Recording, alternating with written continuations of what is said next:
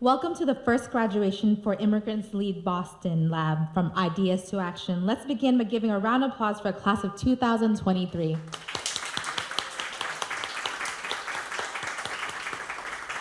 Thank you everyone for joining us tonight. My name is Monique Du Nguyen, and I'm the Executive Director of the Mayor's Office for Immigrant Advancement, also known as MOIA. Before we begin, I want to extend a warm welcome to the friends and families of our graduates who are sitting right here in the front. Your support has been invaluable throughout the program, and your support for these immigrant leaders in our future journey means everything. We're also thrilled to have the Mayor, Michelle Wu, Chief Mariangi Solis-Severa, and our ILB alum here tonight. Tonight we celebrate the achievements of 13 immigrant leaders who I am confident will continue to contribute greatly to the city of Boston and our communities. They are an integral part of our Immigrants Lead Boston Alumni Network, which now stands 58 alumni strong.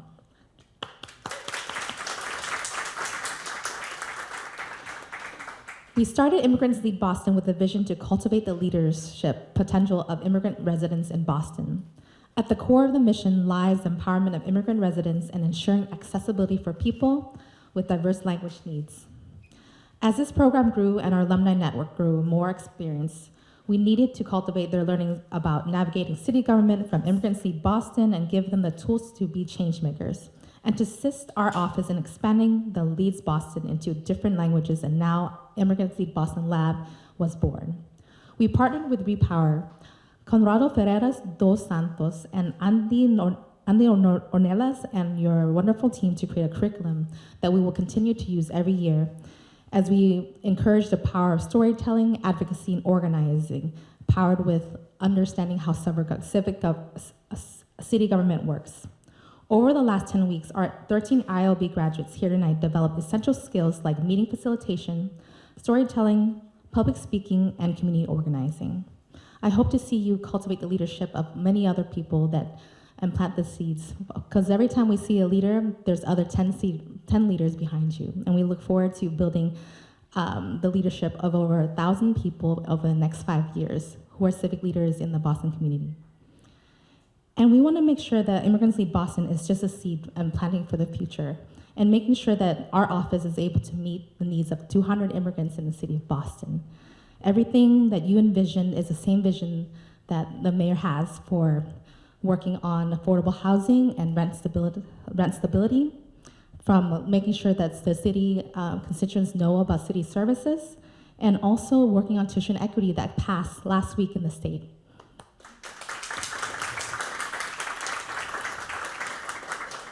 And a select few of our Immigrant Leads Boston will be leading and assisting our office in launching our very first Immigrant Leads Boston program in Spanish in spring 2024. Today's schedule is packed with exciting speeches and activities. To ensure everything runs smoothly, we have Johanna right here, who will be our beloved timekeeper to ensure that everything runs smoothly. With that, we have a great program ahead of us.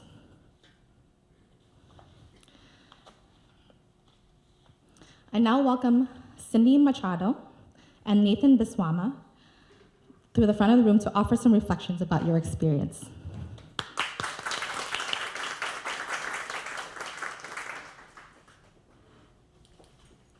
Mayor Wu, esteemed guests and graduates, I come before you not only as an immigrant, but like many of you, a brave soul who has endured the twists and turns of a remarkable adventure filled with hope, grit, and unwavering resolve. Daring individuals who left behind the familiarity of our homes, loved ones, and cozy corners to change after a brighter tomorrow. On June 30th, 1990, a teenager, I landed in the magnificent city of Boston, excitement and nerves intertwined as I bid farewell to my life in Trinidad and Tobago, venturing into a new chapter in the land of milk and honey. Sitting on the banks of the Charles River, basking in the festivities of my first 4th of July, the lyrical echoes of America the Beautiful. America, America, God shed his grace on thee. It struck a heartfelt chord within me, igniting boundless optimism and an unwavering belief in endless possibilities this land held in its embrace. harsh reality soon set in. The rejections and limitations imposed upon me were disheartening. No, you cannot work. No, you cannot go to college. No, you cannot. These words became a painful chorus, constantly reminded me of the barriers in my path. Opportunities reserved only for the privileged few, while the rest of us had no choice but to settle for menial jobs or limited prospects. I tied the knot, but little did I know that a whirlwind of violence awaited me. With my 6-month-old daughter in tow, I left the marriage. As a undocumented individual, my ex-husband made it his personal mission to torment me and relentlessly pursue my deportation. As I sat in the immigration office for my green card interview, baby by my side, my heart pounding, I received the crushing blow of a denied application. Just when I thought all hope was lost, a call came that would forever change the trajectory of my life. Legal Services eagerly represented me under the 1994 Violence Against Women Act. Grasping onto the glimmer of hope, I embarked on a grueling journey toward justice. On September 30th, 2001, I proudly became a United States citizen. My journey didn't end there. I earned my bachelor's degree, went on to get a very successful job, my commitment towards my community, and most of all, I am a loving wife, a devoted mother, and a proud grandmother, my life filled with immense beauty and fulfillment. I am acutely aware that none of this would have been possible without the tireless advocates who fought for the rights of non-citizen survivors like myself. I can go on, but my timekeeper said, it's time. But these laws have paved the way for our individuals like us to rebuild our lives and pursue our dreams. Mayor Wu, the MOIA staff, Repower, and all our coaches, thank you for your unwavering dedication to our cause and providing this opportunity to the graduating immigrants. Thank you.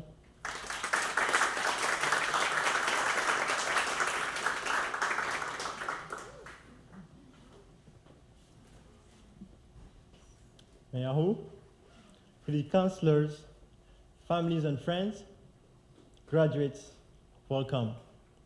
Welcome to this day and to the conclusion of the program, From Ideas to Action of Immigrant Lead Boston. We have known Boston for its essential contribution to the American history. It is here in Boston where a lot of innovation is made. Here where world leaders are formed, like you and me. Boston being a symbol of the American consciousness, the achievements made in this very city reach far beyond the closest vicinities.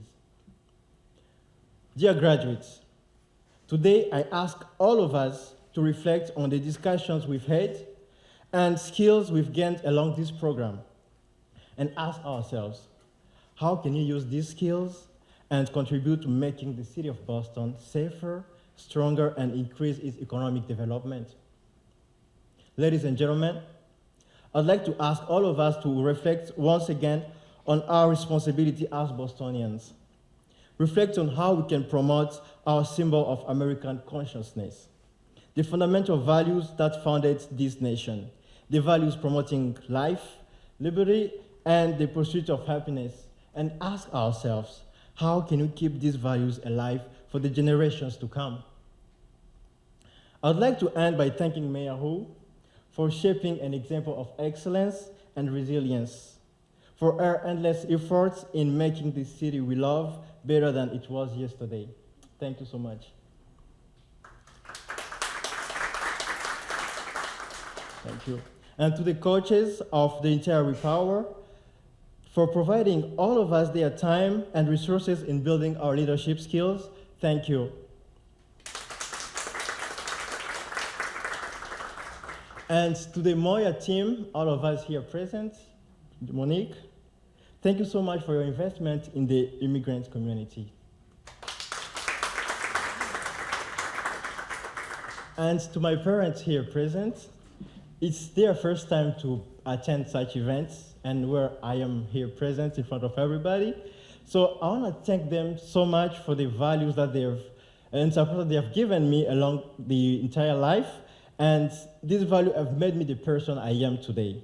A hardworking individual, a man of morality, and above all, a person always ready to serve his community. Thank you so much.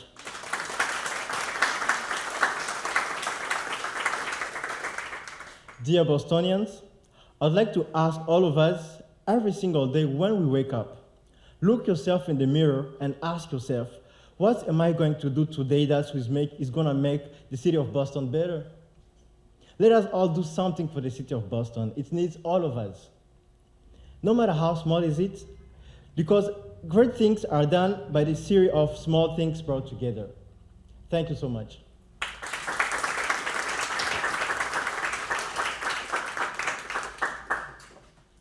If that's not a testament of how good the program is, I don't know what to tell you. Thank you everyone for your reflections, and thank you Cindy and Nathan for your powerful words. We'll hear everyone's amazing reflections towards the end of the program as well, so stay tuned because there's many more to come. Now I'd like to welcome our keynote speaker, Mayor Michelle Wu. The mayor is a daughter of immigrants and has made equity part of everything that we do in City Hall. She is the best example of an immigrant leader, affecting the change in big and small ways. It really means a lot to us that you're here with us today. Thank you for your commitment to the immigrant community and the Boston community as a whole, and leaders like myself and the leaders that are here with us today. So give a warm welcome to Mayor Michelle Wu.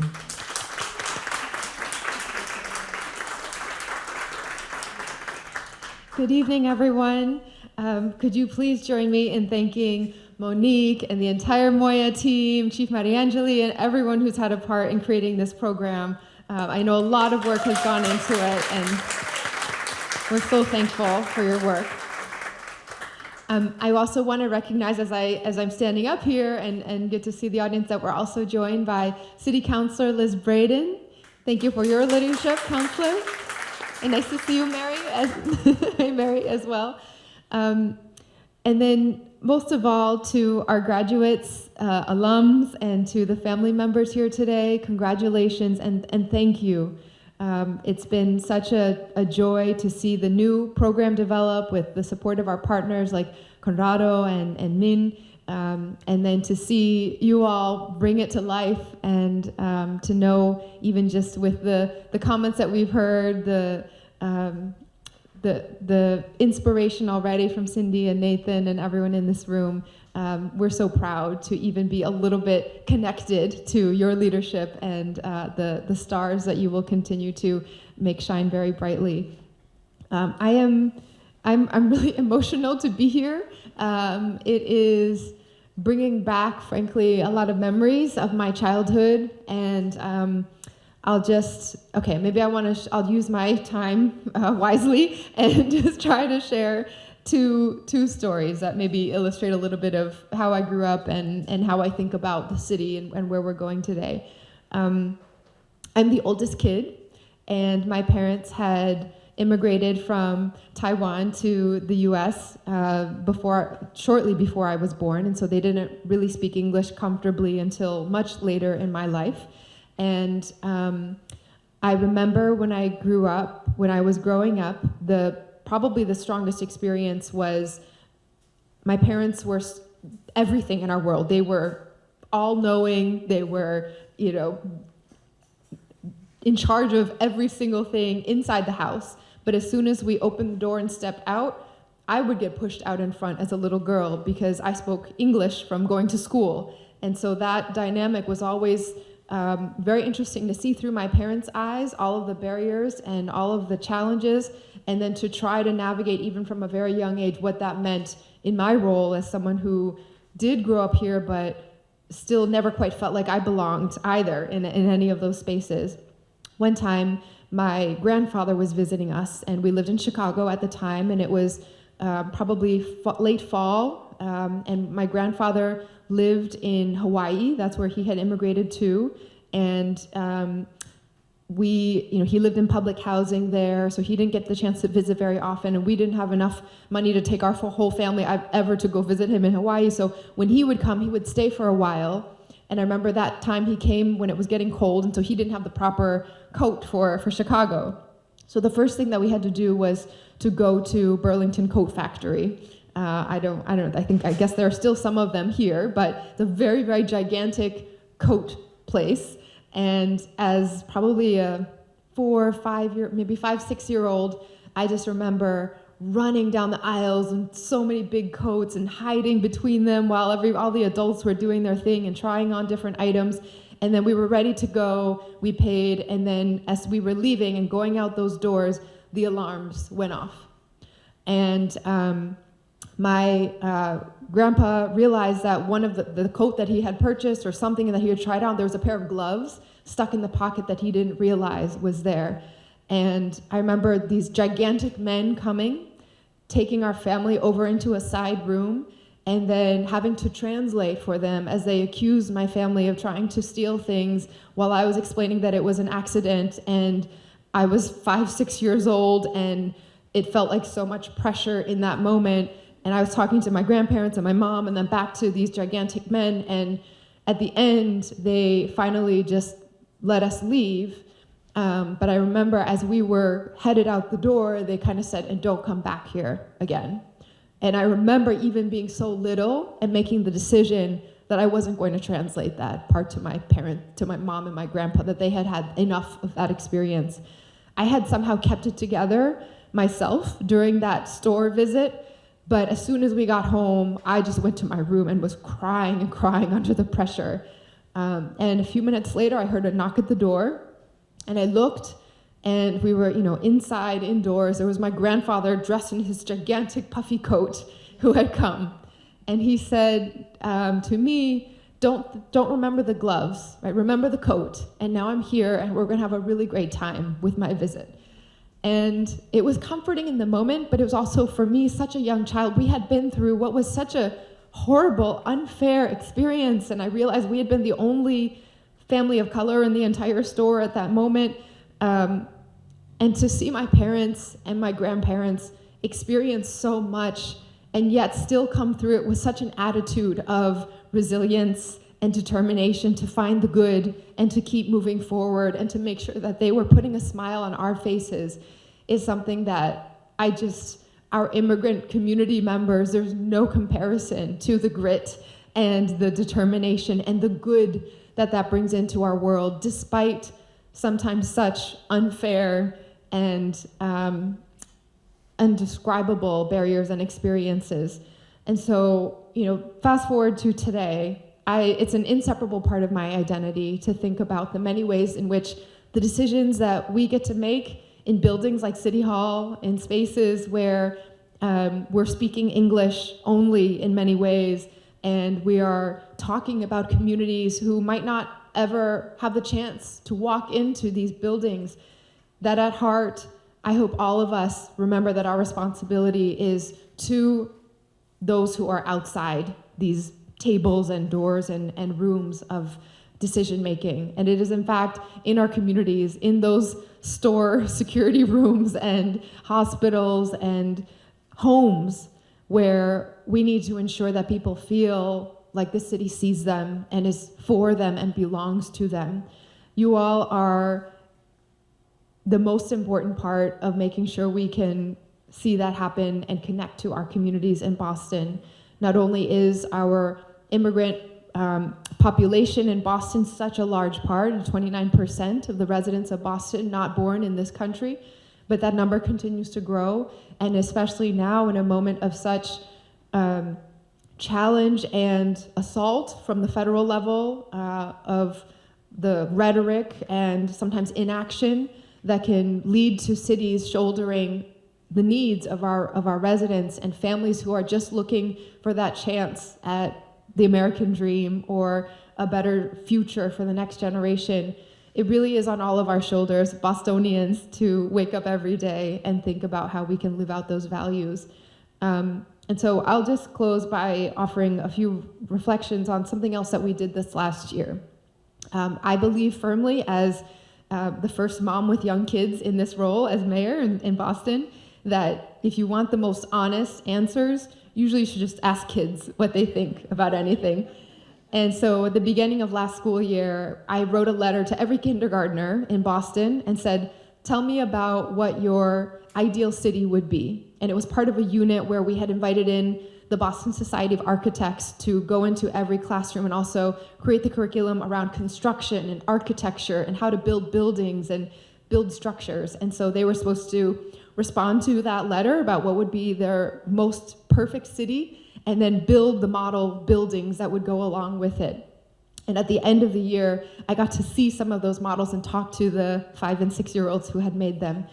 And so when I was going around and visiting what was supposed to be a project about building buildings, in fact, when you visited their final results, it wasn't about the buildings at all. There was no one who had wanted to build the tallest structure or the most crazy shape or anything like that. What I saw in all of their projects were free beds so that people would have places to sleep at night. I did see a lot of free ice cream stores as well in a lot of places. There was one project where someone had, this was a kind of a recurring theme that made me realize we need to even engage our young people on the street cleaning and everything. One had designed a very fancy street sweeper that would automatically do a bunch of things. Another project had a gigantic tree and nest in it. And when I asked that kindergartner, they said this was an owl's nest. And I was like, oh, that's so interesting. Do you really like owls? And they said, no, but the owls would catch all the rats that are around at night. So they were trying to solve problems in their own way that they had noticed around their neighborhoods. And so our young people know what our city needs, that it's not about the structures of the buildings, how they look or how they're shaped. It's about what people are coming together to dream about and then to get done together. And so most of all, I hope that that is the legacy of our city in this moment, is to be a city that's really focused on people. We want to be a Boston for everyone. We want to be a Boston for families of every generation, of every walk of life, every background. And you all are the leaders who are going to make that happen. So I thank you so much for all that you do, all that you have done to get to this point in your amazing journeys, and for not only experiencing all of that and being here today, but for making the choice on top of that to share your gifts and your talent with the entire city of Boston. Congratulations and thank you.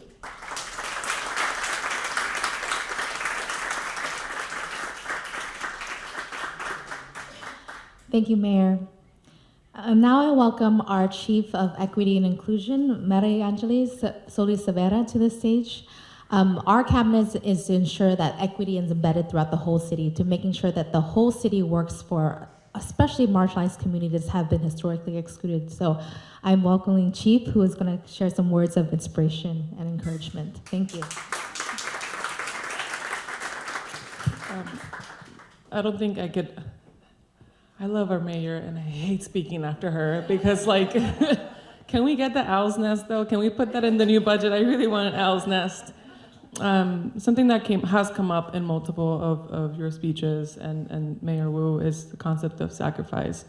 As a former educator who worked with young immigrants living in Houston back then, I know all too well the sacrifices that the young people and the families and the service providers and the teachers engage in on a day-to-day basis. And if there's one thing that I hope that we as a city can do better is mitigate those factors that make you have to sacrifice so much, because you too deserve to breathe and you too deserve to go home and just watch Netflix sometimes, or whatever it is that you like to watch. I want to shout out Monique, who has been an incredible visionary leader who took a program that was already good and saw a different vision and just made it much better. So thank you, Monique, for your vision in this. And I want to shout out Hawa, who puts so much care, who is somebody that leads with so much grace and love and sass too. And just put so much intention behind this, and to us, to Mayor Wu and I, this is so much about uplifting and showing the work that you are already doing. So congratulations, and I can't wait for you to take my job in a few years. Monique?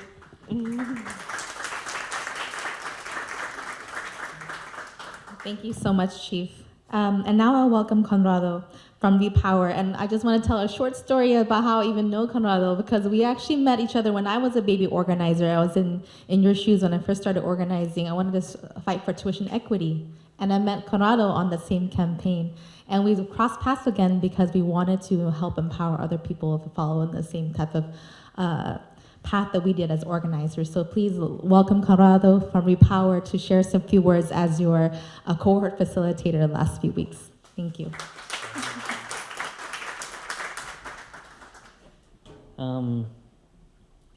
Thank you for the buffer between the mayor and I. Thank you, appreciate that. So my name is Conrado Ferreira dos Santos. I'm from Brazil. I live in Dorchester.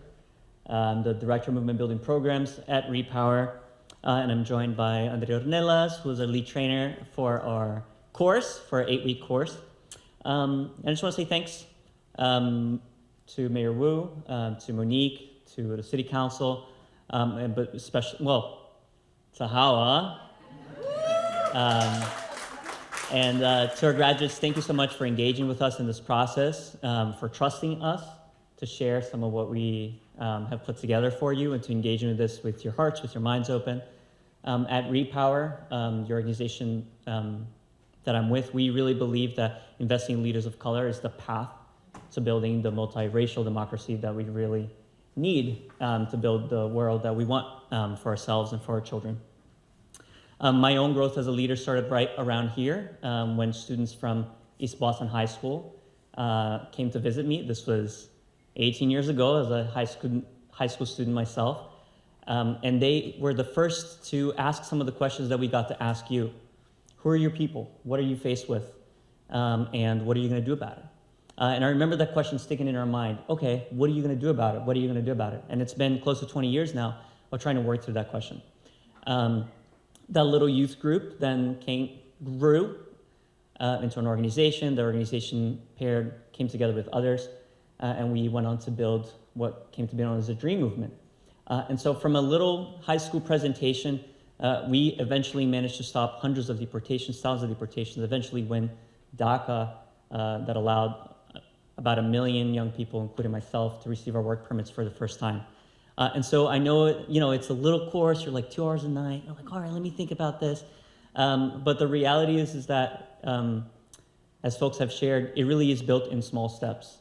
And so I think my hope for you, my challenge to you is to think, as Nathan was sharing, about what is the small step that you're going to take. This journey for me was an exciting one full of small steps, and I'm really excited to see where that journey is going to take all of you. So congratulations, graduates, and thank you again to the Mayor's Office of Immigrant Advancement for bringing us in to help support you in this. Thanks, y'all.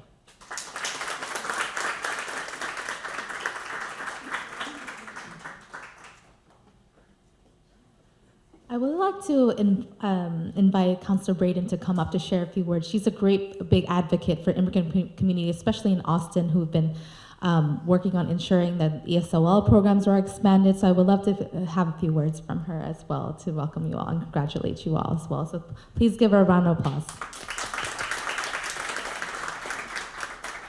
Thank you. I'm sorry I missed the beginning of the presentation. I think I missed Cindy. Did I miss Cindy? I missed Cindy. Cindy's going to have to do a replay for me. I'm an immigrant from Northern Ireland. I came in '95, and Boston is a really, really exciting place it was life-changing for me to come here, but I came with advantages that many of our immigrant brothers and sisters have different challenges.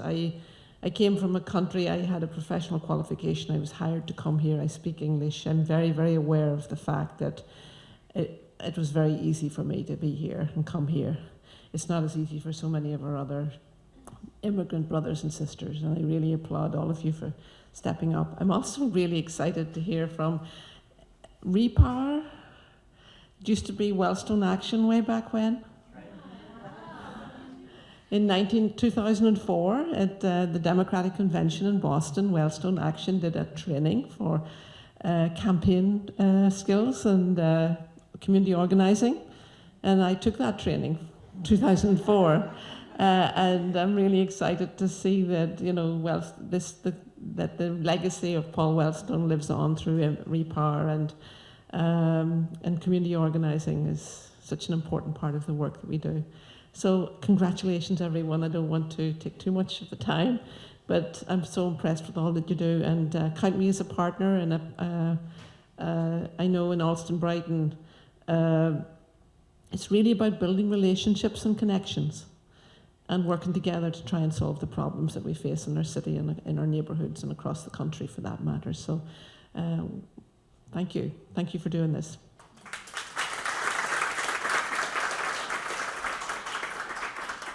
Thank you again, Conrado and Councillor Braden. Now we're ready to read the names and give the graduates what they well deserved at the end of this course. So now Mayor Wu will read the names and then in your neighborhood and present you with a certificate. And then we're going to ask you to pause, we'll take a picture. And then at the end, we'll take a group picture as well. And after the group pictures, the graduates will be able to do reflection with the group, okay? So we'll have Mayor stand here. And then, okay, so the mayor is going to read the name, and then I'll hold the certificate and you come take a picture with us here. Over on this side, okay. Okay, first up is Memuna Ba from Dorchester.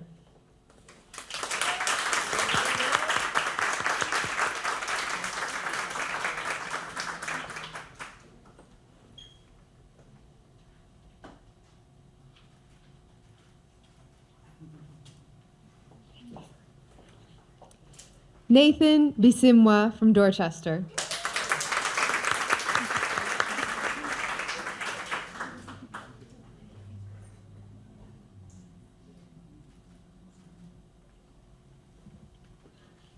Manuel Coronado, Jamaica Plain.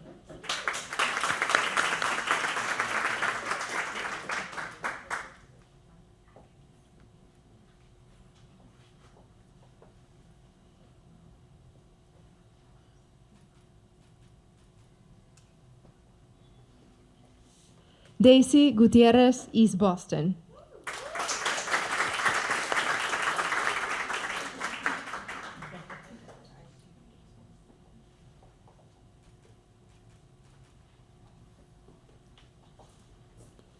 Andrea Ilse, Charlestown.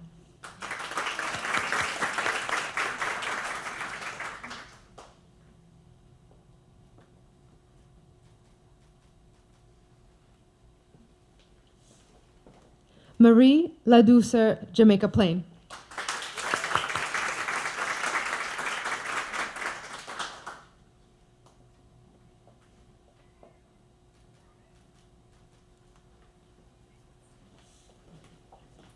Cindy Marchando, Alston.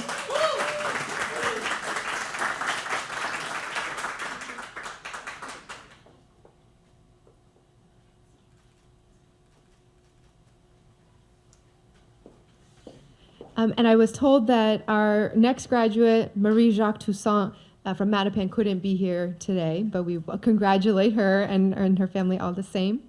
And then last and just as exciting as the entire class, Adelaya Carvajal Rosales, East Boston.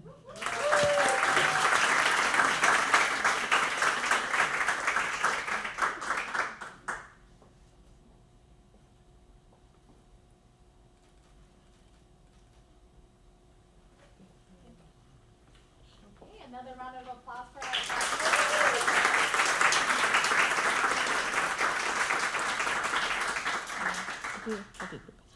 at this time, I'd like to welcome Minha from XMM Consulting to lead us in our reflection. Guests are more than welcome to stay and join us as well. Sorry, can we do a group picture? Right now? Okay. So group picture. So we can have a group picture with the graduates, with the mayor and the chief. Yeah.